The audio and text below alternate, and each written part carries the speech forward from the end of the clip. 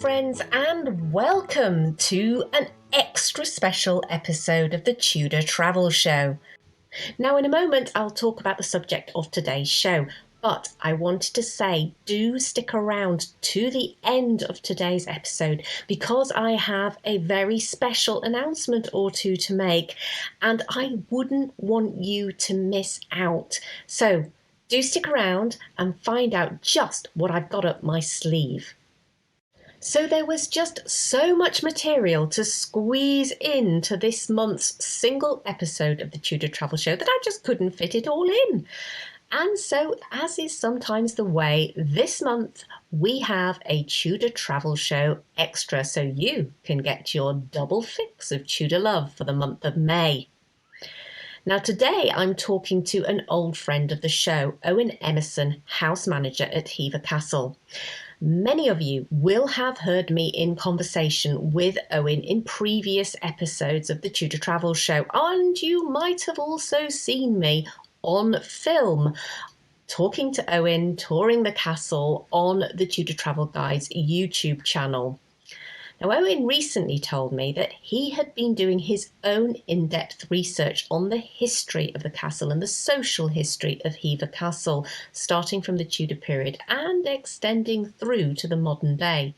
Now, this work is going to be published in a new book that will be co-authored by Owen and the lovely Claire Ridgway from the Anne Boleyn Files. But I just couldn't wait. And I wanted to talk to Owen about just what he had been unearthing along the way. And so this is the subject of today's episode. Together with Owen, we will go gallivanting through time from the Tudor era and, of course, talking about some of the well-known Tudor personalities associated with Hever, right through until the more modern incarnation of the house during the late 19th and into the 20th century. So it's time to go time travelling, folks. Let's go over and catch up with Owen right away.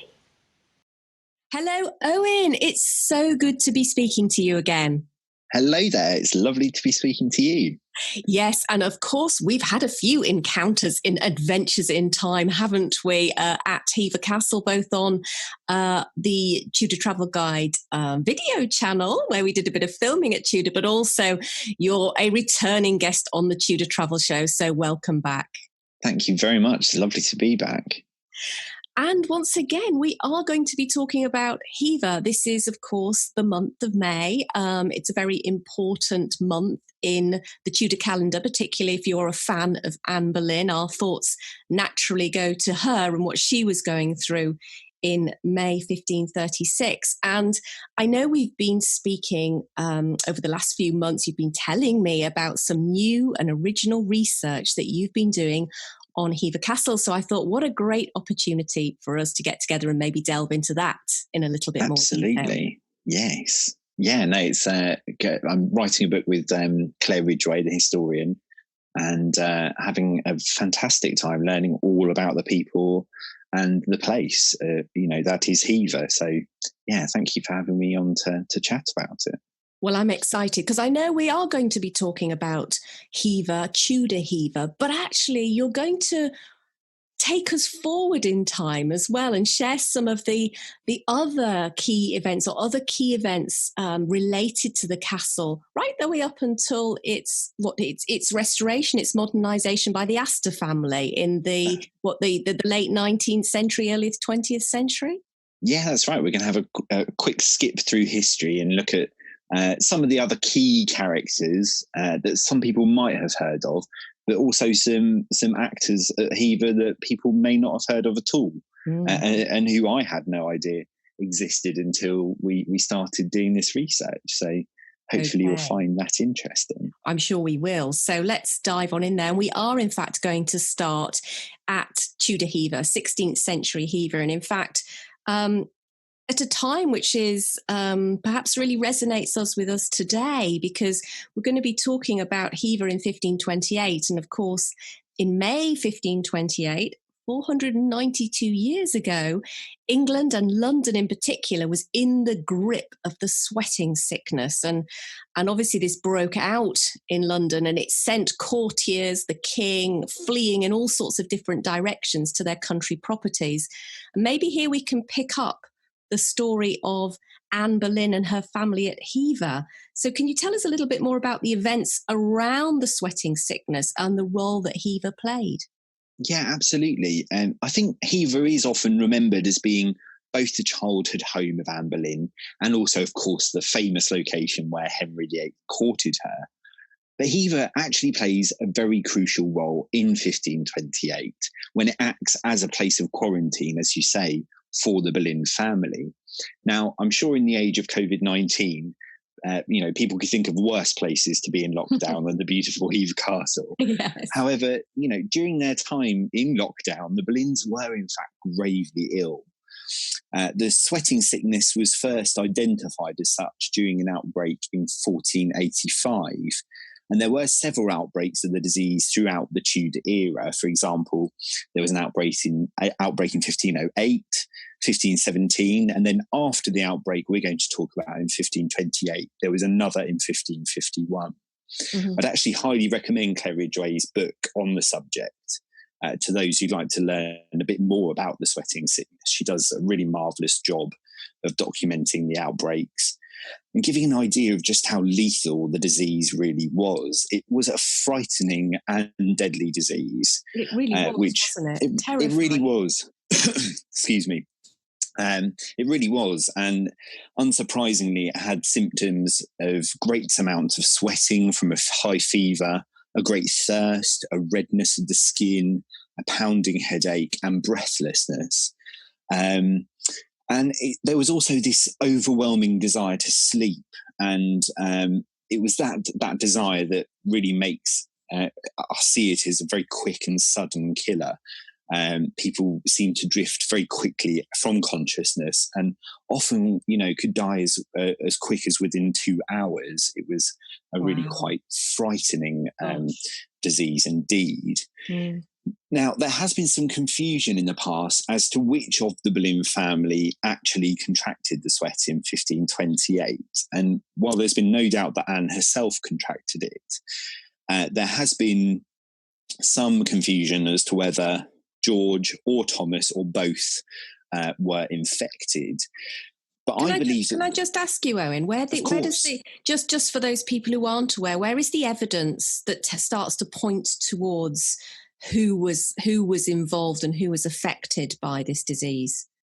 Our best source would be letters and papers, this huge collection of correspondence and documents that you can actually read all online. It's beautifully digitized, but that really is our best source of who is getting ill during this time. It's a wonderful collection of papers. You've got letters coming in and going out in many occasions. So that's a really, really helpful source. There are others in chronicles and also in other collections where letters are held. But it's really from letters and papers that you can really get a good sense of who is contracting it and also how the court is scattering.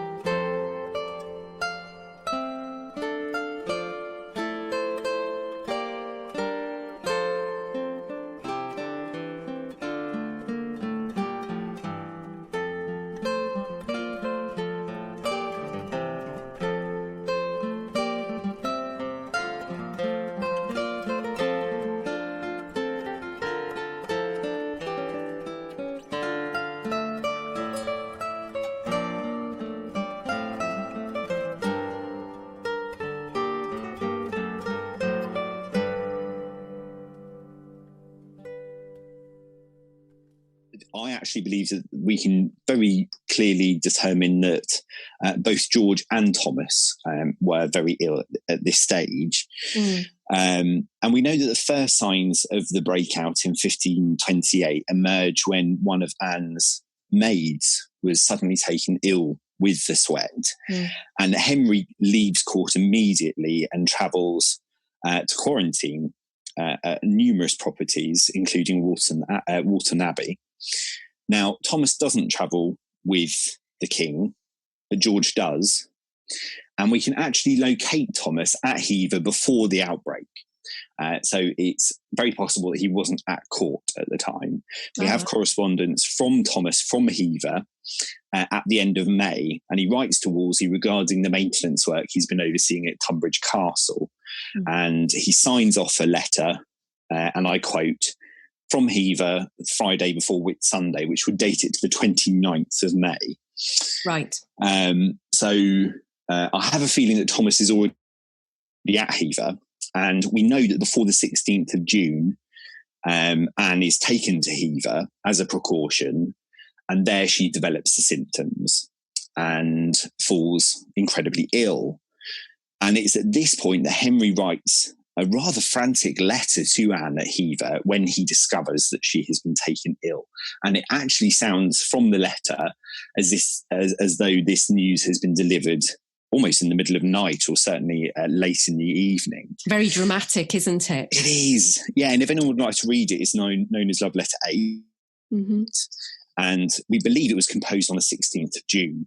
And I'd highly recommend Sandra Vasoli's work on these letters. She's twice had access to these letters in the Vatican archives. Very jealous. Yes, and it really is. And she does such a wonderful job of describing, particularly this letter, Henry's panic, and notices how it's strewn with ink and blots and mistakes. And actually, if you look at digitized versions, you can get them through the Vatican website, the archives website. You really can see Henry's concern etched into the parchment on this particular letter. Now, it's also in this letter that we get the now famous gobbet of information that Henry is sending Anne his second best doctor to attend her. Now, this has actually long been a point of amusement, and I've even seen it used to suggest that Henry could only have loved Anne so much because he sent his second best doctor.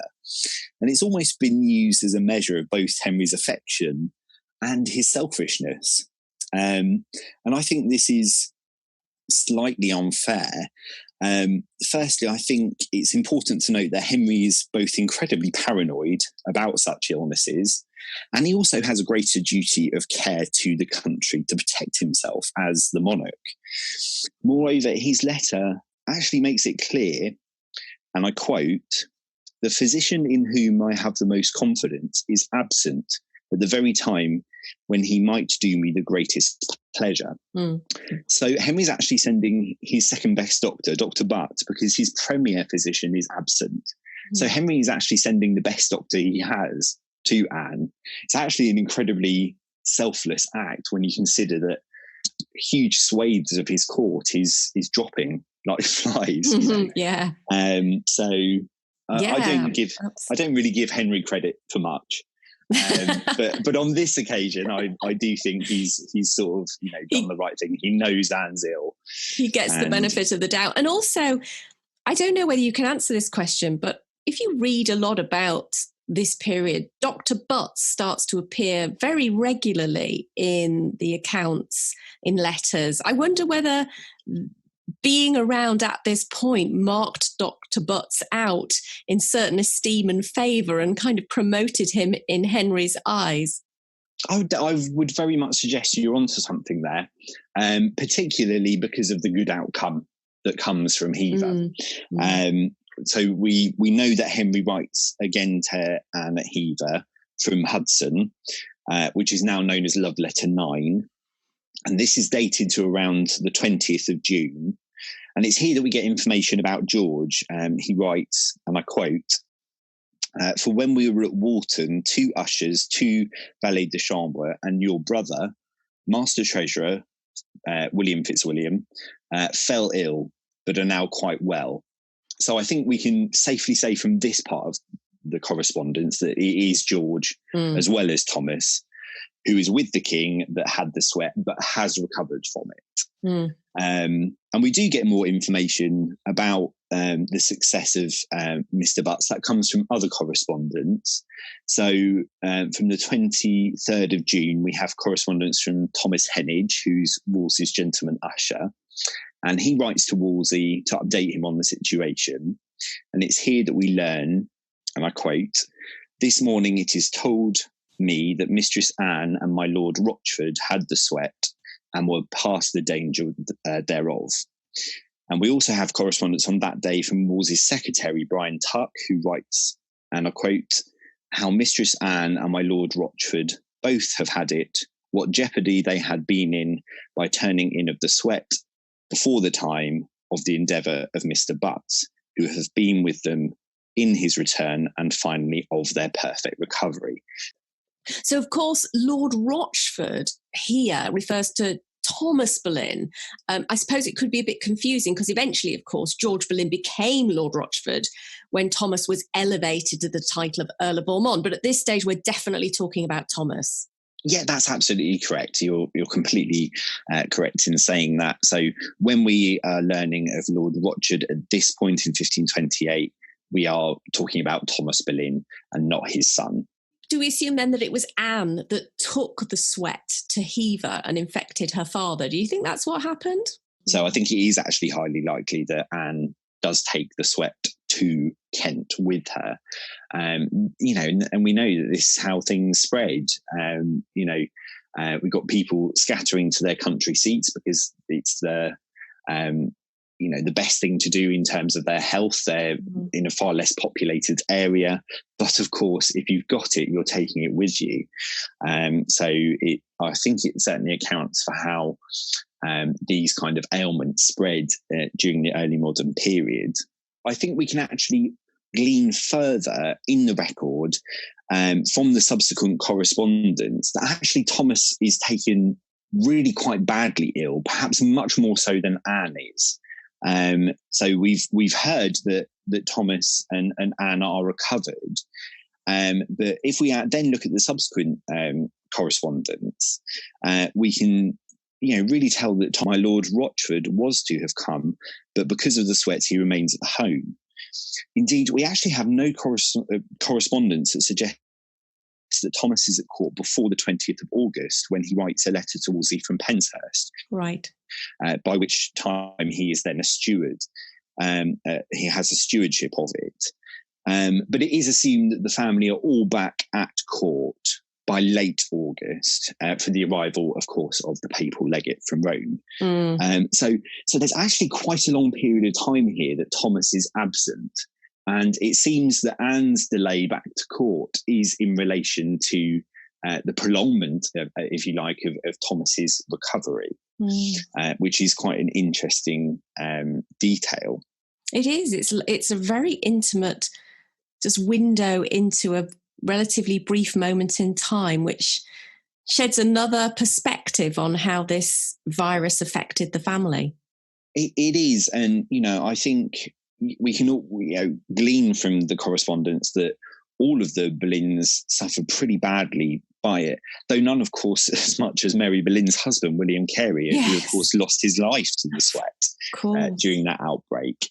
Hever does act as a safe haven for the Boleyns at a time of great turmoil, and it repeatedly does so.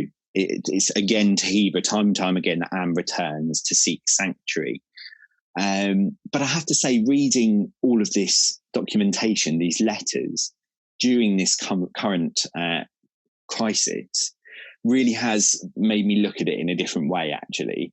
We're constantly hearing of people suffering, losing people, and it really does give you a different lens into what these people went through. These very different illnesses, but they do share some of the same symptoms. And of course, they were in a much, much more precarious position. Yeah, they had no idea what this was about or how to slow it down or what to do to improve the situation. No government control. no NHS, absolutely nothing. All of the things we take for granted and now rely on. Yeah. They had none of that, and it's quite humbling actually reading this documentation and seeing, many of Henry's own ushers becoming ill. It really does put it into perspective how quickly and how deadly this virus was. It's quite humbling actually.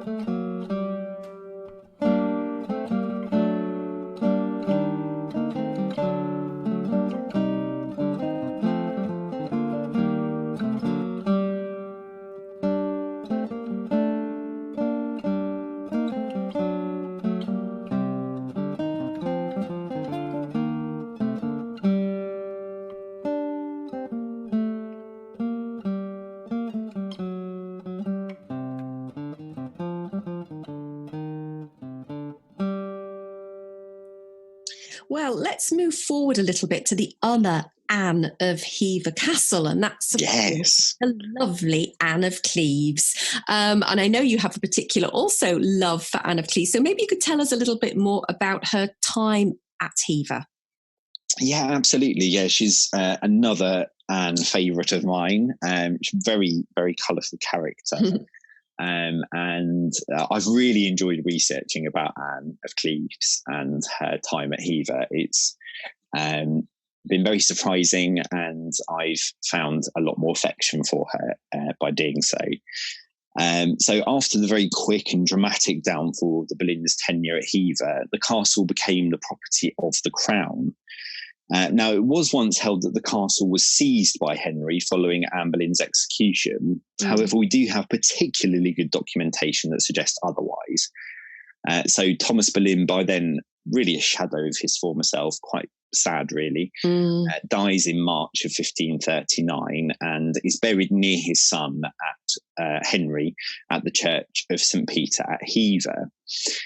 So Thomas leaves ample provision for his mother, Margaret Butler, to live out her last days at Hever, and she really is the last of the Boleyns to live there.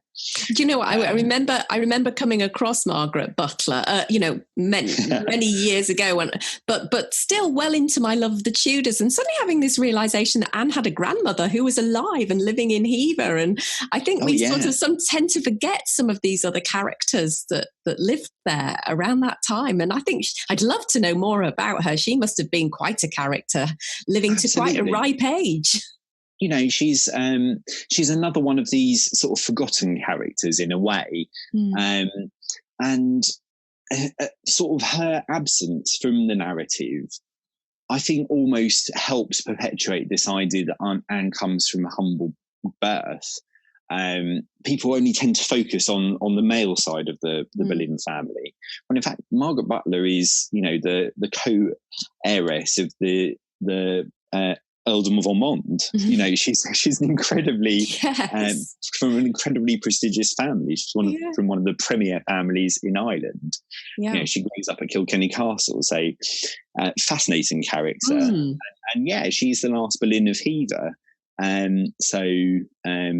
Fascinating character. The estate briefly passes to James Boleyn, that's Thomas's brother, and he sells it to Henry VIII in exchange for some money and, crucially, properties in Norfolk in 1540. Now, this is the Boleyns retreating to their family seat, essentially. Because, of course, they came from the Blickling area, didn't they, originally? Absolutely. Generations of Boleyns come from Norfolk. They are, I would say now, more famous for being a Kentish family, but they have much, much deeper roots in Norfolk. And James does play a role at court. He certainly plays a role. He sees his niece elevated to queen. But this really is the Boleyns sort of moving back to their family seat after the dramatic downfall and the death of Thomas. Now, after Henry's ill-fated and brief marriage to Anne of Cleves, Henry really bestows Hever upon her as part of her annulment settlement. Now, contrary to popular belief, Anne never actually owns Hever. She was granted the right to rent numerous properties, including the palaces of Richmond, Bletchingley and Hever, and numerous other properties as well. Properties that she would let out and glean an income from. And the Crown actually pays her rent for these properties. Right. Mm-hmm. So it's an awkward and important distinction, and it really means that the assets remain the property of the Crown. They therefore aren't properties that she could sell or leave to anyone in her will. Mm. Now, this, of course, means that Hever has really rather illustrious ownership during Anne's tenure. It's owned by Henry VIII, Edward VI, Queen Jane for all of 13 days, and then by Queen Mary and King Philip. And Anne pays the princely sum of £9, 13 shillings and 3.5 pence per annum to the Court of Augmentation as her rent for Hever.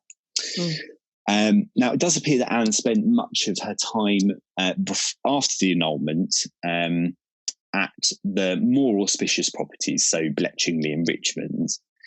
However, when Anne's status drops from being the king's sister to the king's aunt upon the death of Henry VIII, Edward actually strips her right to lease Bletchingley and Richmond. And it's at this point that Anne appears to begin to use Hever less as a hunting lodge and more as one of her chief residences.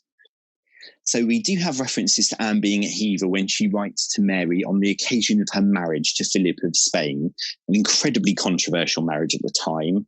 And Anne's location at Hever during the rebellion against the marriage placed her for a time in serious danger.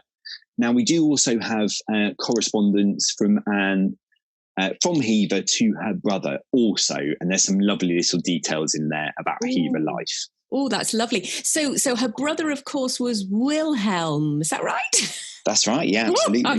I'm remembering that from my In the Footsteps research. And so obviously this was the Duke of Cleves now back in her homeland. And are those letters in the archives there? What do we know? Yeah, absolutely. We had a researcher who worked at Hever a few years ago. And she was a native speaker and she was able to translate them all. So we have a lot of translations at Hever of those letters, which is just fantastic. And we get some really beautiful detailing. For example, Anne talks about her love of the honey at Hever, which I think, must mean that she's spending certainly a portion of her time there because she's enjoying the local wares of the area. It's just lovely to get that intimate detail that you don't necessarily get from Anne when she's writing to people of power at court. So what happens to her there? Is it a peaceful existence at Hever? Well, for the most part, yes. But I just briefly touched upon there that for a time, Anne is in serious danger. And it's not a danger that she's necessarily aware of. So there is a large rebellion in 1554 known as the Wyatt Rebellion, which is chiefly a rebellion against the marriage of Mary I to King Philip of Spain. And it's perhaps more of a political rebellion than purely a religious one. The rebellion is most famous for its eponymous leader, Sir Thomas Wyatt the Younger, who is based at Allington Castle in Kent. Now, this is only 15 miles from Anne, where Anne is situated at Hever. And this really is the hub of the rebellion. Time and time again throughout history, Kent is the hub of rebellions because of its location just off from London. It's lovely to work in quite a rebellious area of the country. you rascals, you. Absolutely. As I say, it was the hub of where this rebellion was going to sort of launch from, but it was to be drawn from across the country. So it was formed from forces from Sir James Croft in Herefordshire, Sir Peter Carew in Devon, and the Duke of Suffolk, Henry Grey, in Leicestershire. Now, of course, this was Henry Grey's second attempt to overthrow Mary, having been involved in the elevation of his eldest daughter, Queen Jane, to the throne instead of Mary. And his actions in this rebellion would seal his daughter's fate. It's quite a tragic little end to James' life. But the chink in Wyatt's armour was his involvement of Edward Courtenay, who is the Queen's second cousin. And it's believed that he was to be the candidate to marry the Princess Elizabeth, who would then reign in Mary's stead. Now, Courtenay, before the rebellion, confesses to Stephen Gardiner of the plotted rebellion, giving the crown the upper hand. So they're aware that something's going to happen. Right. It's not a surprise attack. Now, this was a rebellion nonetheless that could have gone either way. And Mary actually dispatches men to negotiate with Wyatt. And Wyatt would only accept custody of the Tower and the Queen in it as his terms, which were duly rejected. Now, Mary really shows her mettle in a speech that she gives in her capital at the Guildhall. It's the speech of her life, really, and it clearly demonstrates how able she is to command the loyalty of her subjects. And she declares that she is married to the common weal. Very evocative of Elizabeth's statement. Yes. Yeah, very. So I was just thinking she's married to England. Yeah, and I was just thinking this is Mary's Tilbury moment, isn't it, really? It is. And it's so successful. You know, it's a truly decisive moment. It goes downhill quite rapidly for Wyatt thereafter. Mary really holds her ground. She refuses to leave court when she's told to, and eventually Wyatt is captured. So you're right, this is her Tilbury moment. This is her, her I'm married to England, and winning the support of the capital is something that Jane was never able to do. Jane was never able to command the capital. Mary demonstrates very decisively that she can do so. So this puts Anne in danger because of where she's geographically located? Yeah, absolutely, but also to do with who she is in connection with. So she's quickly implicated in the Wyatt Rebellion during the examination of what has happened that follows Wyatt's capture. Now, according to a dispatch dated the 12th of February, just after the rebellion, 1554, and I quote, "The council has sent 2 of the Queen's physicians to visit the Lady Elizabeth and find out whether she is unwell or only pretending, and whom she has in her house. And if she is not ill, the Admiral, Hastings and Cornwallis are to arrest her and bring her to the Tower. The Queen, moreover, told me that the Lady of Cleves was of the plot and intrigued with the Duke of Cleves to obtain help for Elizabeth, matters in which the King of France was the prime mover." So, I mean, the next sentence from Elizabeth being arrested, which of course she is, we've got Anne of Cleves as the someone, doing the moving and shaking for Elizabeth.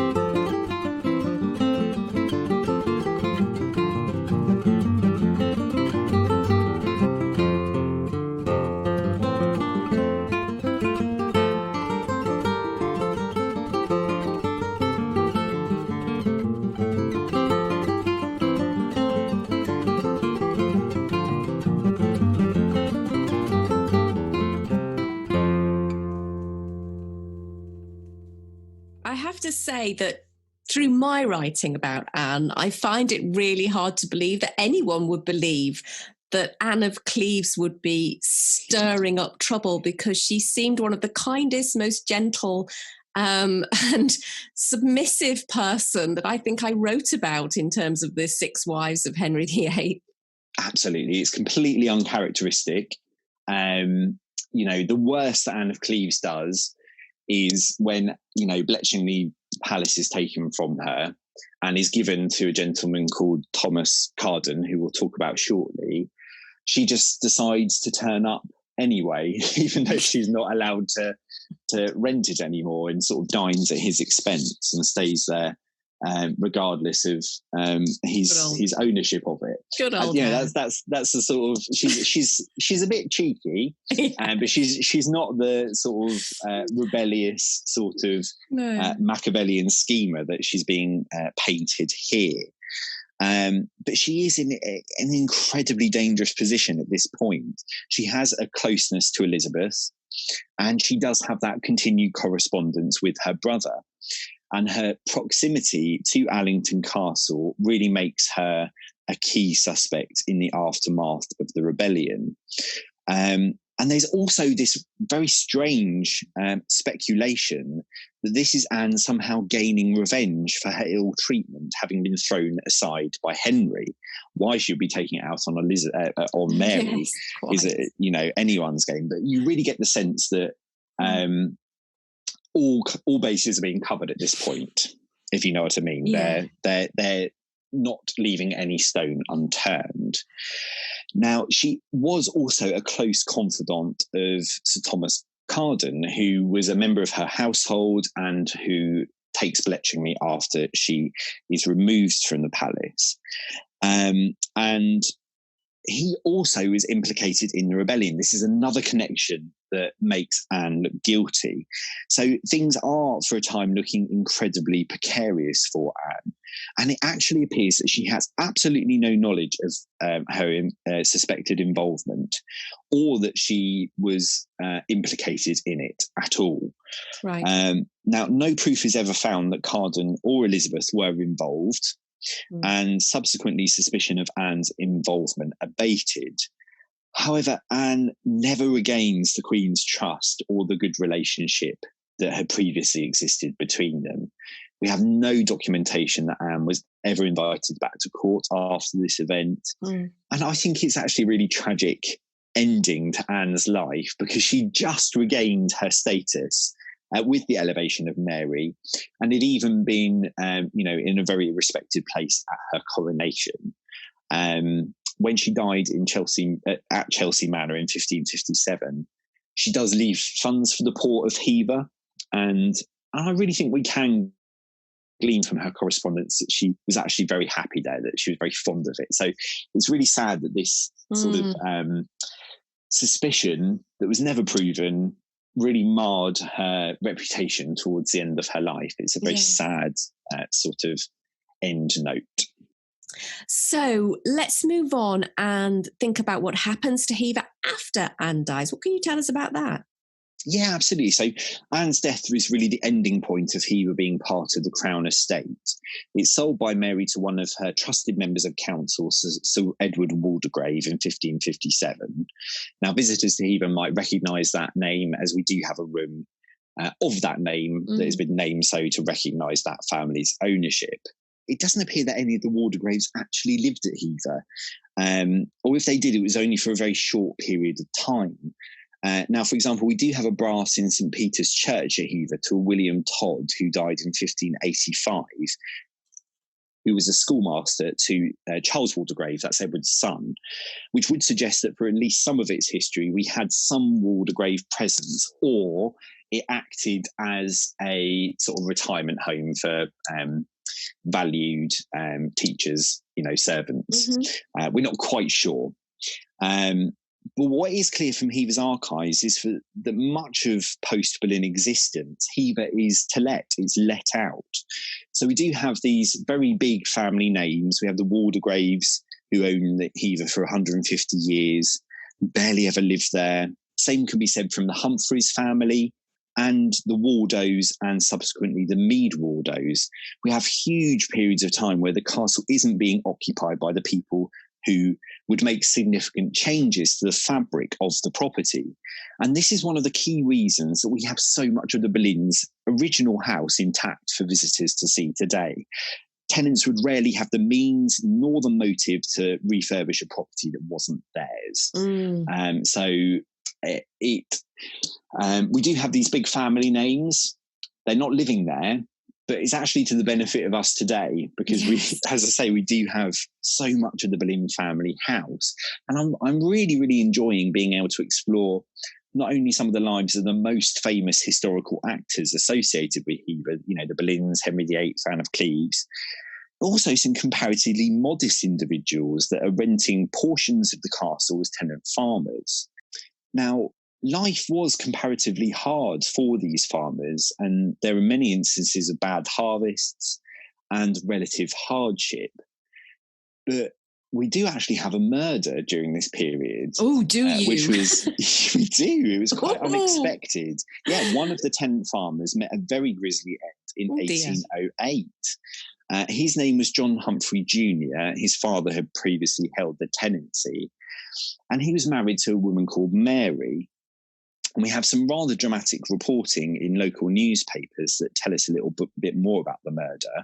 It reached the news in Bury St Edmunds and in Hereford. Good gracious. And I know. And so the former reports on the 8th of June 1808 that, and I quote, Mr. Humphrey of Hever Castle near Edenbridge in Kent was shot on a footpad, that's sort of like a walking road, of Hever, shot on a footpad on his way from Western Market, is since dead. The coroner's jury have pronounced a verdict of wilful murder by persons unknown.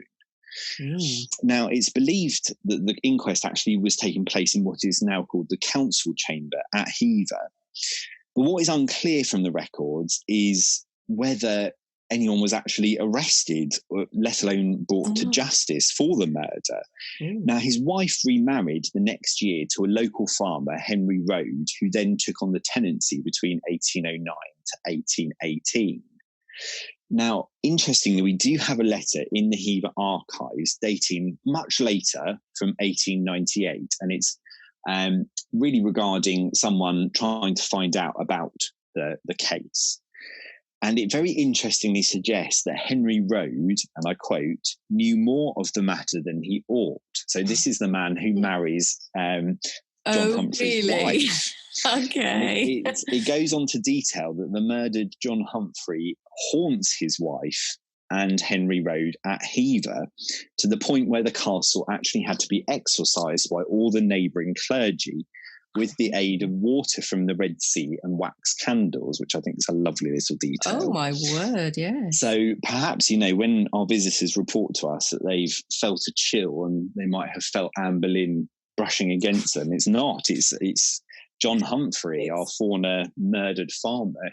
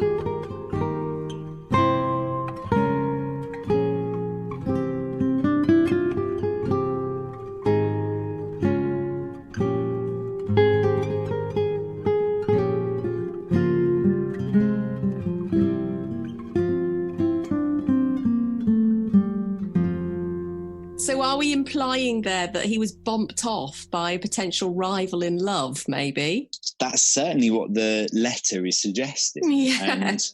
And really frustratingly, I only happened across this murder just before lockdown happened. So I haven't been able to properly get into archives. I've been relying on online information about it. So I'm really hoping we got some coroner's notes and even, some more local newspaper reporting. But yes, one of the theories that is posited a bit later in 1898 is that a local farmer has bumped him off and married his wife and gained a very nice tenancy at Hever Castle. Yes, it's not beyond the realms of possibility there. So the castle is rented by tenants, by farming people, but then there is a turn, isn't there, in the castle's history, and we get the Astor family coming in, the very, very wealthy Astor family who really restore the castle. And I just love to know more about that, about the castle they bought and how much restoration did they actually do? What actually changed and what is left of the Tudor Hever Castle? That's a really good question. And so you're completely right. From 1903, William Waldorf Astor purchases the castle and he throws an absolute fortune at restoring it, adding on the 100-room extension that looks like a Tudor village behind the castle, which is now our bed and breakfast, the Astor Wing. And he landscapes the grounds to the standard that you largely see today. It was a huge undertaking. It cost an absolute fortune, not short of $1 billion in today's money. Wow. I know, quite astonishing. Now, Astor liked to propagate the notion that Hever was in a dilapidated state when he purchased the castle, but I simply don't think that the evidence that we have backs this up. Now,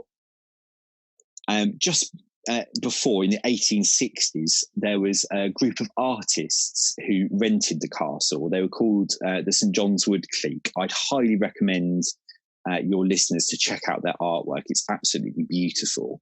And they use Hever as a backdrop to their art.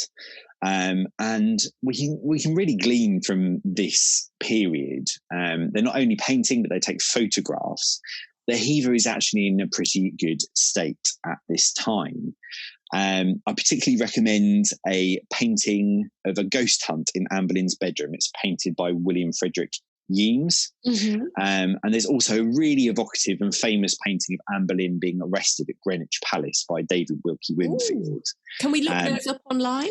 Yeah, absolutely. It's quite a famous painting and it uses the Great Hall as the backdrop. And he also painted a lesser-known painting of Anne Boleyn being visited by angels, which is set in Anne Boleyn's bedroom. So we got all of this artwork, which, of course, artistic license has been taken. But we have a very good idea of sort of the proportions of the room and what kind of state they are in. Moreover, we do have photographs, which are much more accurate portrayal of what the castle state is in. Now, moreover, there is actually two other periods of restoration before Astor gets to Hever.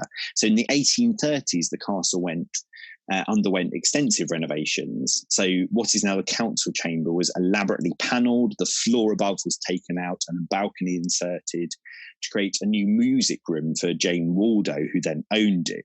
Right. And indeed, extensive plans were carried out refurbishing the castle at that stage.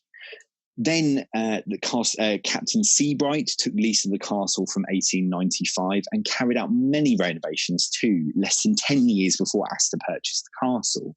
Indeed, we do have before and after photographs of the castle during this period. And it's quite clear that Seabright's renovations have maintained Hever to a very high standard indeed. Moreover, he actually removes many of the overtly Victorian additions to the castle that Jane Waldo had installed. Now, that is not to say that all of his renovations were welcome at the time, nor frankly remembered fondly today. So, for example, the Society for the Protection of Ancient Buildings, SPAB, wrote to the Times in 1899 that their offer of assisting Sebright's renovations had been declined. And Thackeray Turner, the Society's secretary, showed particular concern about the maintenance of the ancient Tudor guardhouse.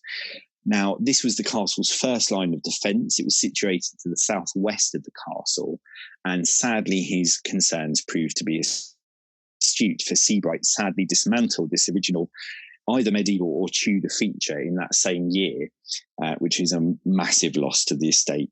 Can I ask you just a little bit more about that? What was that, like a gatehouse, or what? And was that on the other side of the moat? Where would that be? Absolutely. So the closest position, if you can think where the information desk is now, it was most likely located there just before the outer moat. And it's a one-storey little set of two buildings. We do have it in paintings, and it's really where the guard is located, and that is the first line of the castle defences. So he would stop you, ask you what you're doing at Hever today, and he would sound the alarm if something was up. Right. So it's a lovely little feature that I'm rather sad that we don't have anymore. Tragic. Another massive loss was the Tschida Stables, which sat in front of the castle, just outside the outer moat. This was a double-storey complex with vast stables below, had a staircase up to the second floor with a beautiful open gallery that led to 5 bed chambers, a 30-foot vaulted chamber where the groomsmen and their family lived. And it's just such a tragedy that this beautiful structure was demolished so late in the day. Yes. We do again have numerous artworks which show us what the exterior looked like, and it was just a stunning structure. And much to my amazement, I happened across a beautiful sketch of the interior of the barn just last month. Oh my goodness. It magically appeared before my eyes when I was reading an article about Kentish barns. And it includes all the measurements of the structure too. And I just love research days like that. Total gem. I know from my In the Footsteps research that when you come across something like that, it's like all your Christmases have come at once. It really, really is. Yeah, absolutely. Having scolded Sebright for dismantling some key parts of the Tudor estate, it must be said that his efforts, alongside Jane Waldo before him and Astor afterwards, really have helped keep Hever in the just amazing condition that you see it in today. One thing visitors don't always appreciate because of the panelling and maybe the presentation of some of the furniture in the rooms, that you really are walking in the original Tudor house that Anne walked in. It's still there. It's in situ. Yeah. If you took all that panelling out, which is essentially just aesthetic, Anne would very much recognise her house. It's quite extraordinary, and it does owe a lot to both those significant periods of restoration, but also to the fact that Hever is let out, that these individuals, while calling it home, don't have the opportunity to alter much about it. Yeah, it's one of those little quirks of fate, isn't it, that just saves and preserves. I always think, the same at Hampton Court, that it was the outbreak of smallpox and the death of the Queen that saved the remaining half of the Tudor palace, so we can still enjoy it today. So thank goodness for those little things. But I agree with you. I know there are some people are disappointed when they find out the interiors of Hever aren't authentically Tudor, but I'm with you, Owen. I think it's amazing that essentially we still have the same building there. Yes, a few of the rooms have been changed in terms of their function, but the house is still there, and I think that's incredible. Yeah, I do think it's right to recognise the scope of Hever's history. It had a history before it was owned by the Boleyns, and it had a long history thereafter. So it is important to recognise that as visitors go round. But, you really are walking in Anne's footsteps when you visit. There's nowhere quite like Hever. There's nowhere that can claim to be Anne's childhood home. There's nowhere that exists that has that claim to her happier part of her life. So, when this awful lockdown abates and we return to a semblance of normality, I would, strongly urge people to come to Hever. We're not a charity. We don't receive public funds, so I'm sure they'll very much appreciate support in the near future. Don't you worry, Owen. We'll all be stampeding there the moment. Fantastic. We're allowed. I'm no doubt about that. Fabulous. Oh, well, I just wanted to thank you for giving us that wonderful potted history of Tudor Hever right through till today. Thank you so much for sharing all that research that you're doing. And you're producing a book, aren't you, as you said? So any ideas when we can look forward to that? Yeah, so we're hoping it will be out sometime next year. It's going to be called Hever, a Castle and Its People. And it's very much looking at Hever from the inside out, as it were, really using the social history of the castle to look at its that impact that people had on the building itself. So it's very much going to be Hever people based and looking at the the impact that they had on those iconic walls. Wonderful, wonderful. Well, we'll look forward to that. And so I think all that remains for me to say is thank you so much, and I look forward to catching up with you again soon. Absolutely. Thank you so much for having me.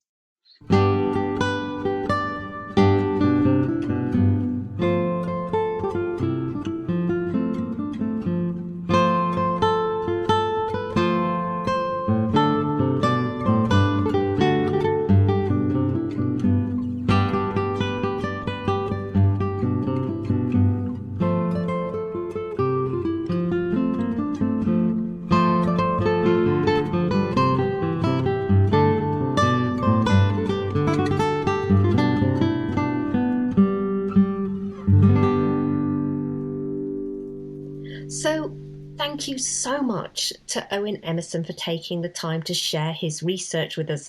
Lots of new and interesting information to get our teeth into there. Now, before we go, I have a couple of really exciting things to tell you about, and both of them involve live chat. I am going to be starting some live chats for you guys. One of those is going to be in my private Facebook group, which accompanies this show, called the Tudor Travel Show Hitting the Road. And you can find the links to that in the description of every podcast that I publish. And so I'm hoping on a weekly basis on Saturday, I will be going live in that group. I'm not quite sure what we're going to be covering yet. It'll be very much as the mood takes me, depending on what I'm looking at, what I'm researching, what I'm reading about. And also, it depends on you guys. So if you pop along and let me know what you're interested in, chat to me, tell me what's on your mind, then I will also do my best to incorporate some of those things that you're interested in future live chats wherever possible. That's the first one. The second one is a live chat that I'm going to be streaming on YouTube on a monthly basis. Now, I'm aiming for this to be the first weekend of every month, again, wherever possible. This time, however, I'm not going to be alone. So I'm going to be having a very special guest to join me for each of those live chats. And in fact, we are kicking off on the Saturday, the 6th of June, with my guest on this occasion being Professor Glenn Richardson. Now, many of you will know that Professor Richardson was the lead speaker on my recent Field of Cloth of Gold 500 virtual summit. And since the 500th anniversary is actually on the 7th of June, I thought, what a great idea to have Glenn along on a live chat to celebrate the real kickoff for this event. And I will have a very special announcement to make for those of you who missed the sign up to the virtual summit the first time around. So if you're one of those folk and you're thinking, why did I miss it? And you're kicking yourself, kick yourself no more. Just make sure that you turn up to that live chat.